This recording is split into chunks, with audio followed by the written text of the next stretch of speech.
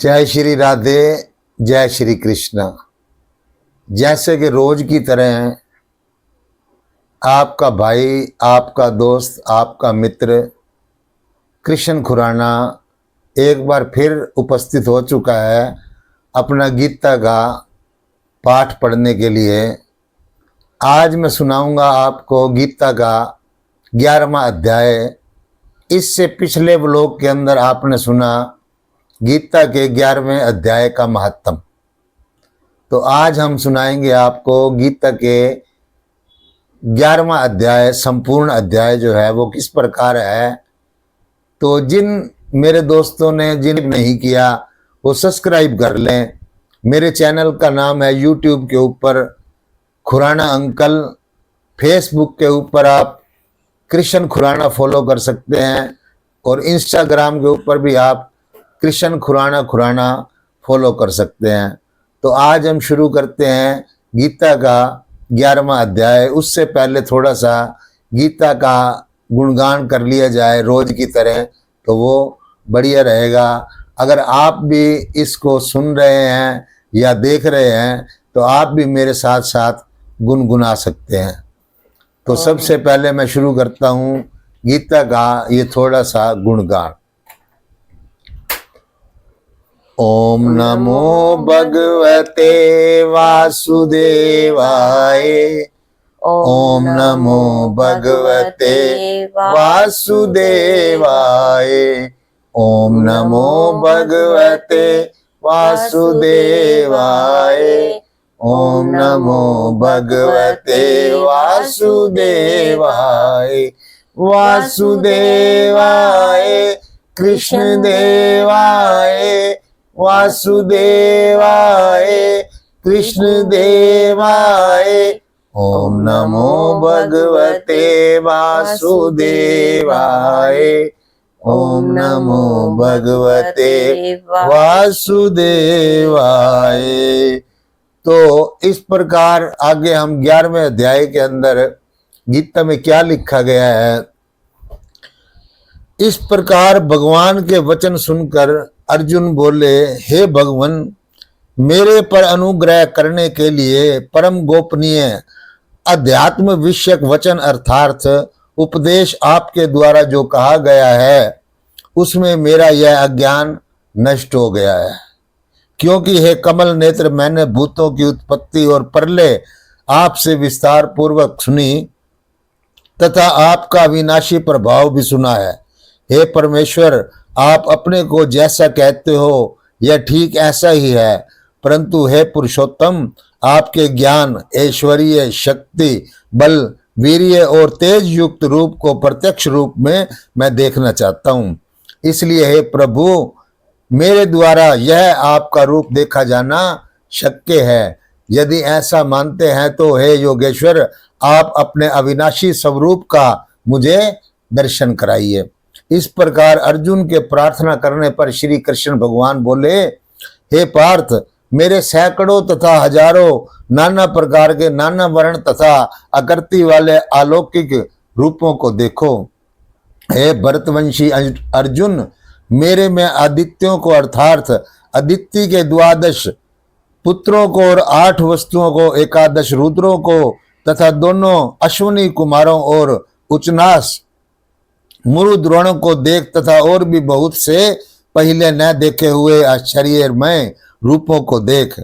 हे गुड़ाकेश, अब मेरे इस शरीर में एक जगह स्थित हुए चराचर सहित संपूर्ण जगत को देख तथा और भी जो कुछ देखना चाहता है सो देख, परंतु मेरे को इन अपने प्राकृत नेत्रों द्वारा देखने को निसंदेह समर्थ नहीं है तू। इसलिए मैं तेरे लिए दिव्य अर्थात अलौकिक चक्षु देता हूं। इससे तू मेरे प्रभाव को, योग शक्ति को देख सकेगा। संजय बोले, हे राजन, माँ योगेश्वर और ये सब पापों के नाश करने वाले भगवान ने इस प्रकार कहकर उसके उपरांत अर्जुन के लिए परम ऐश्वर्य युक्त दिव्य स्वरूप दिखाया। इस अनेक मुख और नेत्रों से युक्त तथा अनेक अद्भुत दर्शनों वाले एवं बहुत से दिव्य भूषणों से युक्त और बहुत से दिव्य शास्त्रों को हाथों में उठाए हुए तथा दिव्य माला और वस्त्रों को धारण किए हुए और दिव्य गंध का अनुलेपन किए हुए एवं सब प्रकार के आश्चर्यों से युक्त सीमा रहित विराट स्वरूप परम देव परमेश्वर को अर्जुन ने देखा। हे राजन, आकाश में हजारों सूर्यों के एक साथ उदय होने से उत्पन्न हुआ जो प्रकाश होता है वह भी इस विश्व रूप परमात्मा प्रकाश के सदृश कदाचित ही होता है। ऐसे आश्चर्यमय रूप को देखते हुए पांडुपुत्र अर्जुन ने उस काल में अनेक प्रकार से विभक्त हुए अर्थात अलग अलग हुए संपूर्ण जगत को उस देवों के देव श्री कृष्ण भगवान के शरीर में एक जगह स्थित देखा। उसके अनंतर वह आश्चर्य से युक्त हुआ हर्षित रोमों वाला अर्जुन विश्व रूप परमात्मा को श्रद्धा सहित सिर से प्रणाम करके हाथ जोड़कर खड़ा हो गया और बोला, हे देव, आपके शरीर में संपूर्ण देवों को तथा अनेक भूतों के समुदायों को और कमल के आसन पर बैठे हुए ब्रह्मा को तथा महादेव को और संपूर्ण ऋषियों को तथा दिव्य सर्पों को मैं देखता हूँ। हे संपूर्ण विश्व के स्वामी, आपके अनेक हाथ, पेट, मुख और नेत्रों से युक्त तथा सब ओर से अनंत रूप वाला देखता हूँ। हे विश्व स्वरूप, आपके न अंत को देखता हूँ, न मध्य को देखता हूँ, न आदि को ही देखता हूँ। हे विष्णु, आपको मैं मुकुट युक्त, गदा युक्त और चक्र युक्त और सब ओर से प्रकाशमान तेज का पुंज प्रज्वलित अग्नित और सूर्य के सदृश ज्योति युक्त देखने में अति गहन और अपरमेय स्वरूप सब ओर से देखता हूं। इसलिए हे भगवान, आप ही जानने योग्य परम अक्षर हैं अर्थात परम ब्रह्मा परमात्मा हैं और आप ही इस जगत के परम आश्रय हैं तथा आप ही अनादि धर्म के रक्षक हैं और आप ही अविनाशी सनातन पुरुष हैं, ऐसा मेरा मत है परमेश्वर, मैं आपको आदि अंत और मध्य से रहित तथा अनंत समर्थ से युक्त और अनंत हाथों वाला तथा चंद्र सूर्य युक्त रूप नेत्रों वाला और प्रज्वलित अग्नि रूप मुख वाला तथा अपने तेज में इस जगत को तपायमान करता हुआ देखता हूँ। हे महात्मन, यह स्वर्ग और पृथ्वी के बीच का संपूर्ण आकाश तथा सब दिशाएं एक आप से ही परिपूर्ण हैं तथा आपके इस अलौकिक और भयंकर रूप को देखकर तीनों लोग अति व्यथा को प्राप्त हो रहे हैं। और हे गोविंद, वे सब देवताओं के समूह आपस में आप में ही प्रवेश करते हैं और कई एक भयभीत होकर हाथ जोड़े हुए आपके नाम और गुणों का उच्चारण करते हैं तथा महर्षि और सिद्धों के समुदाय कल्याण होवे और ऐसा कहकर उत्तम उत्पन्न स्तोत्रों द्वारा आपकी स्तुति करते हैं।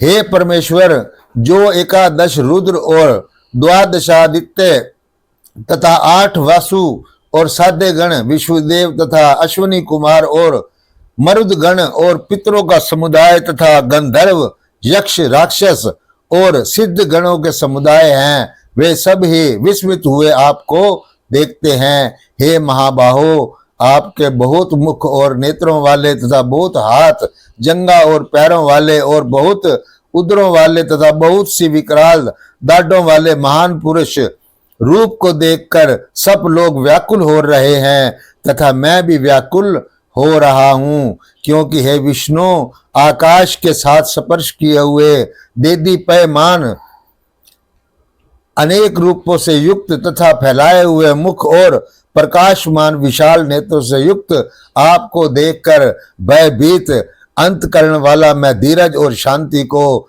नहीं प्राप्त होता हूँ। हे भगवान, आपके विकराल दाढ़ों वाले और प्रलय काल की अग्नि के समान प्रज्वलित मुखों को देखकर दिशाओं को नहीं जानता हूँ और सुख को भी मैं प्राप्त नहीं होता हूँ। इसलिए हे देवेश, यह जगन निवास आप प्रसन्न होवे मैं देखता हूं कि वे सब धृतराष्ट्र के पुत्र राजाओं के समुदाय सहित आप में प्रवेश करते हैं और भीष्म पितामह द्रोणाचार्य तथा वह कर्ण और हमारे पक्ष के सभी प्रधान योद्धाओं के सहित सब के सब वेग युक्त हुए आपके विकराल दाढ़ों वाले भयानक मुखों में प्रवेश करते हैं और कई एक चूर्ण हुए सिरों सहित आपके दांतों के बीच में लगे हुए दिखते हैं। हे विष्णु मूर्ते, जैसे नदियों के बहुत से जल के प्रवाह समुद्र के एक ही सम्मुख दौड़ते हैं अर्थात समुद्र में प्रवेश करते हैं, वैसे ही शूरवीर मनुष्यों के समुदाय भी आपके प्रज्वलित हुए मुखों में प्रवेश करते जा रहे हैं। अथवा जैसे पतंग मोह के वश में होकर नष्ट होने के लिए प्रज्वलित अग्नि में अति वेग से युक्त हुए प्रवेश करते हैं, वैसे ही यह सब लोग आप में अपने नाश के लिए आपके मुखों में अति वेग से युक्त हुए प्रवेश करते हैं और आप उन संपूर्ण लोगों को प्रज्वलित मुखों द्वारा ग्रसन करते हुए सब ओर से चाट रहे हैं। हे विष्णु, आपका उग्र प्रकाश संपूर्ण जगत को तेज के द्वारा परिपूर्ण करके तपायमान करता है। हे भगवान, कृपा करके मेरे प्रति कहिए कि आप उग्र रूप वाले कौन हैं। हे देवों में श्रेष्ठ, आपको नमस्कार होवे, आप प्रसन्न होइए। आदि स्वरूप आपको मैं तत्व से जानता हूं, क्योंकि आपकी प्रवृत्ति को मैं नहीं जानता। इस प्रकार अर्जुन के पूछने पर श्री कृष्ण भगवान बोले, हे अर्जुन, मैं लोकों का नाश करने वाला बड़ा हुआ महाकाल हूँ। इस समय इन लोकों को नष्ट करने के लिए प्रवृत्त हुआ हूँ। इसलिए जो प्रतिपक्षियों की सेना में स्थित हुए योद्धा लोग हैं, वे सब तेरे बिना भी नहीं रहेंगे, अर्थात तेरे युद्ध न करने से भी इनका सबका नाश हो जाएगा। इसमें तू खड़ा हो और यश को प्राप्त कर तथा शत्रुओं को जीत कर धन धान्य से संपन्न राज्य को भोग। और यह सब शूरवीर पहले से ही मेरे द्वारा मारे हुए हैं। हे सवे साचिन, तू तो केवल निमित्त मात्र हो जा रहा है तथा इन द्रोणाचार्य, भीष्म पितामह तथा जयद्रथ और कर्ण तथा और भी बहुत से मेरे द्वारा मारे हुए शूरवीरों योद्धाओं को तू मार और भय मत कर। निसंदेह तू युद्ध में वैरियों को जीतेगा, इसलिए युद्ध कर। इनके उपरांत संजय बोले कि हे राजन, केशव भगवान के इस वचन को सुनकर मुकुटधारी अर्जुन हाथ जोड़े खड़े हुए हैं। कांपता हुआ नमस्कार करके फिर भी भयभीत हुआ प्रणाम करके भगवान श्री कृष्ण प्रति गदगद वाणी से बोला कि हे अंतर्यामी, यह योग्य ही है कि आपके नाम और प्रभाव के कीर्तन से जगत अति हर्षित होता है और अनुराग भी प्राप्त होता है तथा भयभीत हुए राक्षस लोक दिशाओं में भागते हैं और सब सिद्ध गणों के समुदाय नमस्कार करते हैं। हे महात्मन, ब्रह्मा के भी आदि करता और सबसे बड़े आपके लिए वे कैसे नमस्कार नहीं करें, क्योंकि हे अनंत, हे देवेश, हे जगन निवास, जो सत्य असत्य और उनसे परे अक्षर अर्थात सच्चिदानंद धन ब्रह्मा है, वह आप ही हैं। हे प्रभु, आदि देव और सनातन पुरुष हैं। आप इस जगत के परम आश्रय और जानने वाले तथा जानने योग्य और परम धाम हैं। हे अनंत स्वरूप, आपसे यह सब जगत व्याप्त अर्थात परिपूर्ण है। हे हरे, आप वायु, यमराज, अग्नि, वरुण, चंद्रमा तथा प्रजा के स्वामी ब्रह्मा और ब्रह्मा के भी पिता हैं। आपके लिए हजारों बार नमस्कार नमस्कार होवे, आपके लिए फिर भी बारंबार नमस्कार नमस्कार होवे। हे अनंत समर्थ वाले, आपके लिए आगे से और भी पीछे से भी नमस्कार नमस्कार होवे। हे सर्वात्मन, आपके लिए सब ओर से नमस्कार होवे, क्योंकि अनंत पराक्रमशाली आप सब संसार को व्याप्त किए हुए हैं। इससे आप ही सर्वस्वरूप हैं। हे परमेश्वर सखा, ऐसे मानकर आपके इस प्रभाव को न जानते हुए मेरे द्वारा प्रेम से अथा प्रमाद से हे कृष्ण, हे यादव, हे सखे, इस प्रकार जो कुछ हठ पूर्वक कहा गया है और है उचित, जो आप हंसी के लिए विहार, शैया, आसन और भोजन आदि के अकेले अथवा उन सखाओं के सामने भी अपमानित किए गए हैं। यह सब अपराध स्वरूप अर्थात अचिंत्य प्रभाव वाले आपसे मैं क्षमा कराता हूँ। हे विश्वेश्वर, आप इस चराचर जगत के पिता और गुरु से भी बड़े गुरु एवं अति पूजनीय हैं। हे अतिशय प्रभाव वाले, तीनों लोकों में आपके समान भी दूसरा कोई नहीं है, फिर भी अधिक कैसे होवे। इससे हे प्रभु, मैं शरीर को अच्छी प्रकार चरणों में रख के और प्रणाम करके स्तुति करने योग्य आप ईश्वर को प्रसन्न होने के लिए प्रार्थना करता हूँ। हे देव, पिता जैसे पुत्र के, सखा जैसे सखा के और पति जैसे प्रिय स्त्री के, वैसे ही आप भी मेरे अपराध को सहन करने के लिए योग्य हैं। विश्व मूर्ते, मैं पहले ही न देखे हुए आश्चर्यमय आपके इस रूप को देखकर हर्षित हो रहा हूँ और मेरा मन भय से अति व्याकुल हो रहा है। इसलिए हे देव, आप उस अपने चतुर्भुज रूप को ही मेरे लिए दिखाइए। हे देवेश, हे जगन निवास, प्रसन्न होइए। हे विष्णु, मैं वैसे ही आपको मुकुट धारण किए हुए तथा गदा और चक्र हाथ में लिए हुए देखना चाहता हूँ। इसलिए हे विश्व स्वरूप, हे सहस्त्र बाहु, आप उस ही चतुर्भुज रूप से युक्त होइए। इस प्रकार अर्जुन की प्रार्थना को सुनकर श्री कृष्ण भगवान बोले, हे अर्जुन, अनुग्रह पूर्वक मैंने अपनी योग शक्ति के प्रभाव से यह मेरा परम तजोमय सबका आदि और सीमार रहित विराट स्वरूप तेरे को दिखाया है, जो कि तेरे सिवा दूसरे के पहले नहीं देखा गया। हे अर्जुन, मनुष्यों लोक में इस प्रकार विश्व स्वरूप वाला न वेद और यज्ञों के अध्ययन से तथा न दान से और न क्रियाओं से और न उग्र तपों से ही तेरे सिवा दूसरों से देखा जाने का शक्य हूँ। इस प्रकार मेरे में इस विकराल रूप को देखकर तेरे को व्याकुलता न होवे और मूढ़ भाव भी न होवे और इस भय रहित प्रीति युक्त मन वाला तू उसी मेरे इस शंख चक्र गदा पदन सहित चतुर्भुज फिर देख।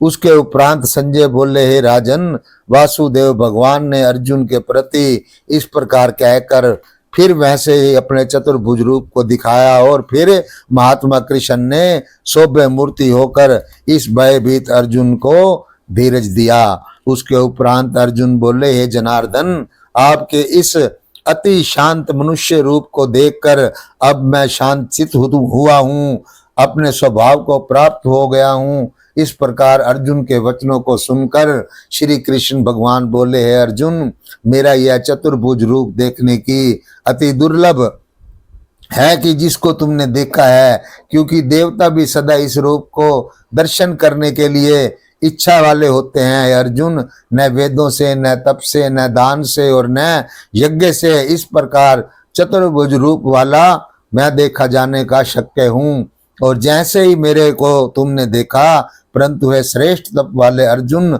अनन्य भक्ति करके तो इस प्रकार चतुर्भुज रूप वाला मैं प्रत्यक्ष देखने के लिए और तत्व से जानने के लिए तथा प्रवेश करने के लिए अर्थात एक ही भाव से प्राप्त होने के लिए भी शक्य हूँ। हे अर्जुन, जो पुरुष केवल मेरे लिए ही इस प्रकार सब कुछ मेरा समझता हुआ यज्ञ, दान और तप आदि संपूर्ण कर्तव्य कर्मों को करने वाला है, मेरे प्रायण है, अर्थात मेरे को परम आश्रय और परम गति मानकर मेरी प्राप्ति के लिए तत्पर है और तथा मेरा भक्त है, अर्थात मेरे नाम, गुण, प्रभाव और रहस्य के श्रवण, कीर्तन, मनन, ध्यान और पठन पाठन का प्रेम सहित निष्काम भाव से निरंतर अभ्यास करने वाला है और आसक्ति रहित है, अर्थात स्त्री, पुत्र और धन आदि संपूर्ण संसारिक पदार्थों स्नेह रहित हैं और संपूर्ण भूत प्राणियों में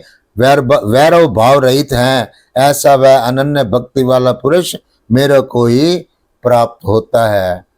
तो इसके अंदर श्री कृष्ण भगवान जी ने अर्जुन को अपना जो दिव्य शक्ति स्वरूप है वो दिखाया है। इस स्वरूप को देखकर अर्जुन चकित रह गया, भयभीत हो गया कि हे कृष्ण, आपके पास इतनी शक्तियां हैं, सभी जीव जंतु आपके मुंह में जा रहे हैं, एक तरफ से जा रहे हैं, दूसरी तरफ से उनका जन्म हो रहा है।